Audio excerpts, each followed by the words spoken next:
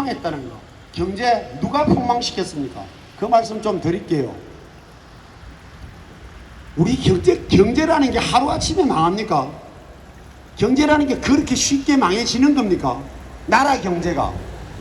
그래서 진짜 천천히 한번 생각해 봅시다. 우리 경제 어려운 거 맞습니다. 우리 정부에서는 경제 잘 된다고 하지만, 저 더불어민주당 후보긴 하지만 저 경제 잘 되고 있다고 생각지 않습니다. 근데 정부가 경제 왜 잘 된다고 하는지 아십니까? 정부가 경제 망한다 그러면 진짜 망합니다. 경제는 심리거든요. 심리이기 때문에 절대 정부는 그 말씀 못합니다. 그래서 좋다고 말할 수밖에 없다는.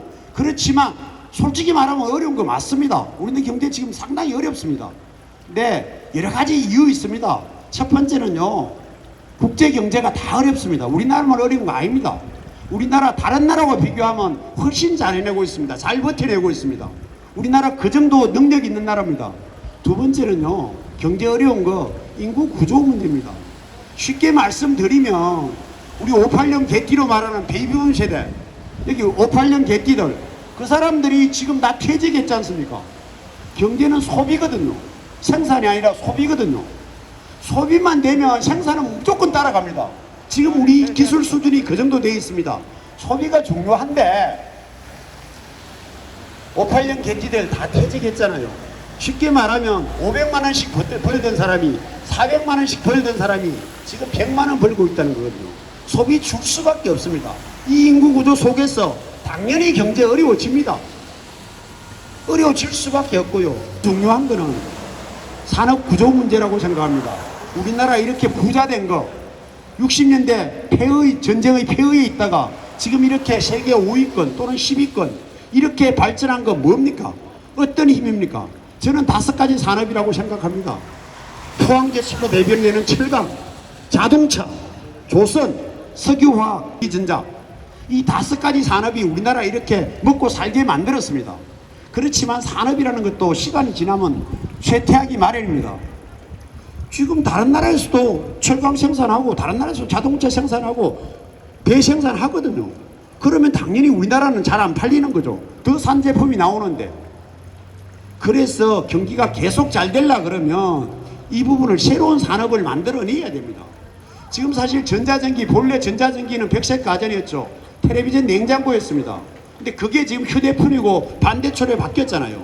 그래서 지금 그 부분이 우리나라를 살리고 있거든요. 떠받치고 있거든요.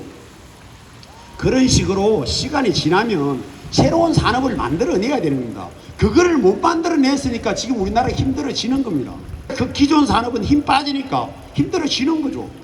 그러려면 그 전부터 이 준비를 했었어야 되는 거예요.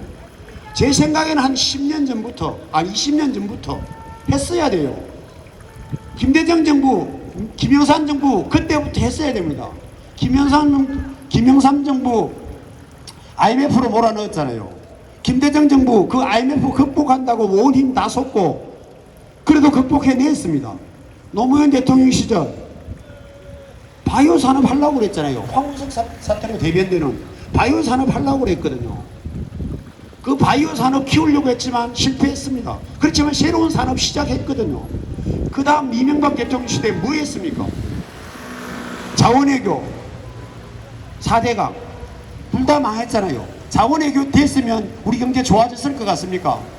새로운 산업 아니잖아요. 잘못 선택한 겁니다. 박근혜 정부 뭐 했습니까? 아무것도 못하고 끝났는데요. 그것 때문에 지금 경제 힘든 겁니다. 뭔 딴소리하고 있습니까? 너무 문재인 정부 들어와가지고 경제 어렵게 만들었다고요? 폭망시켰다고요? 바보입니까? 그따위 소리하게. 천천히 생각해 보십시오. 경제 그렇게 망하지 않습니다. 도리어 문재인 정부, 지난 정부 잘못해왔던 거, 그래서 산업 활력 다 죽여놨던 거, 그거 살리려고 발버둥 치고 있습니다. 아까 말씀드렸지 않습니까? 경제는 소비입니다. 소비가 없으면 경제가 살 수가 없어요. 우리나라 지금 재벌들 돈 많이 있거든요. 이때까지 돈 벌어놓은 거 되게 많아요. 투자 안 합니다. 왜? 만들어도 안 팔릴 것 같으니까. 새로운 산업 아니고 기존 산업, 사양산업 가지고는 안 팔릴 것 같으니까. 그래서 투자 안 합니다. 그 투자 안 한 돈으로 뭐 합니까? 부동산 투기하잖아요. 부동산 투기하니까 부동산 가격 계속 올라갑니다. 서민들 답답하니까 아이고 나도 사야 되겠구나. 은행 빚내가 삽니다.